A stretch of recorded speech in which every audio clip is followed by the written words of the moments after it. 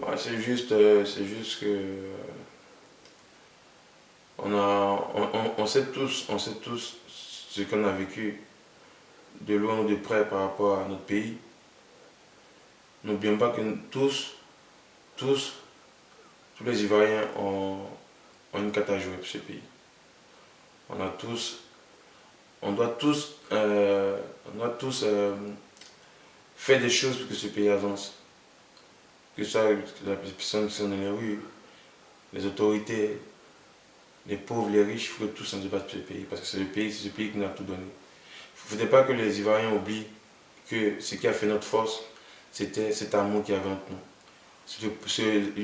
Cette facilité de partager qu'il y avait entre nous. J'ai entendu parler de vous, j'ai entendu parler de moi, on ne se connaissait pas avant. Vous êtes Ivoirien, vous venez pour une interview, vous venez essayer de mettre en valeur. Mais pour moi, c'est logique que mon frère Ivoirien vienne dormir chez moi. Pourquoi je le mette à l'hôtel? Cet esprit-là qu'il faut avoir. Ça doit être spontané. Ça ne doit pas être calculé. Tu ne venais pas faire une interview que tu étais un Ivoirien et tu avais des soucis ici.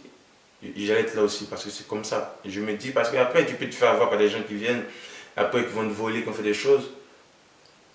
Mais c'est peut-être une explication de plus. Ça ne va pas changer ma façon d'être. Retrouvons nos valeurs. Retrouvons nos valeurs parce qu'on sait que nos valeurs c'était ça. À l'époque, si un baoulé ne sait pas parler du là, c'est pas un bon baoulé. Mais pourquoi aujourd'hui on veut nous faire croire qu'on n'est pas pareil? À l'époque, on se rappelle bien, c'est les bêtés qui sautaient avec les filles du là. C'est juste pour dire que retrouvons nos valeurs parce que c'est ce qui a fait la beauté de ce pays.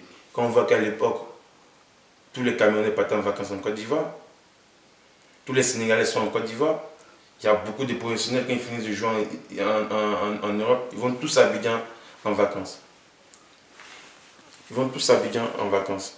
Ça, c'est des signes forts, ça signifie beaucoup de choses. Ça signifie que c'est un pays beau et grand. C'est un pays qui a su ouvrir son cœur pour même les étrangers. Et on sait tous que dans un pays, s'il n'y a pas d'étrangers, le pays ne peut pas grandir. Parce que moi je ne suis pas chez moi ici. Donc qu'on imagine un instant qu'on traitait les Ivoiriens à l'extérieur comme certains traitent d'autres peuples en Côte d'Ivoire. Imagine un instant le bordel que ça peut foutre et comment la frustration peut être énorme. Je pense qu'il est temps que tout le monde se ressaisisse. Il est temps que les uns et les autres comprennent bien que plus on est ensemble, si on fait les choses ensemble, il n'y a pas de raison que ça ne marche pas. Quand vous me dites que les Ivoiriens pensent qu'il y a des soucis entre les éléphants, pourquoi? Parce qu'on ne gagne pas. Mais quand on va commencer à gagner peut-être la Coupe d'Afrique, les Ivoiriens vont se dire, ah, enfin ils sont ressoudés. Ils ne connaissent pas notre quotidien, ils ne connaissent pas qu'est-ce qu'on vit au sein de l'équipe nationale. On n'a aucun problème entre nous. C'est vrai qu'on n'arrive pas à enchaîner des victoires, on n'arrive pas à prendre ce trophée qui nous manque. Mais il ne faudrait pas qu'il doute un instant qu'on ne se bat pas sur le terrain. Il ne faut pas qu'il doute un instant parce qu'on sait ce que ça leur rapporte comme joie. On sait que c'est le seul moment où tout le pays est réuni. Et ça c'est beau, ça c'est grâce à la Côte d'Ivoire, grâce au football, grâce aux éléphants. C'est le seul moment où tous les Ivoiriens sont réunis.